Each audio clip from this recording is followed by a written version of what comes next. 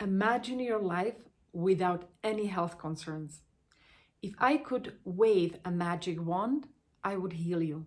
But unfortunately, I cannot do that.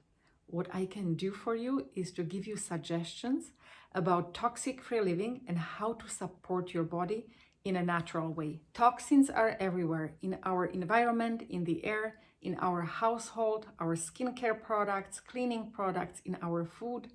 Wherever I look, everyone is talking about weight loss, how to exercise, how to eat better, but not many coaches are talking about toxic load.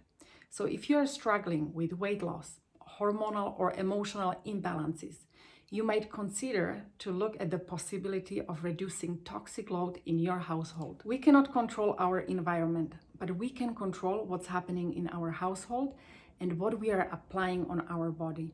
In this video, I would like to share with you how you can reduce toxic load in your laundry. First, what kind of laundry detergent are you using? What kind of laundry softener are you using? Are you using bleach? Are you using any other products? So when you think about it, we are using so many different products for our clothing, which we wear 24/7. And our clothing is touching our skin, but also we are breathing all those fumes all day long. Here is my simple DIY for laundry softener.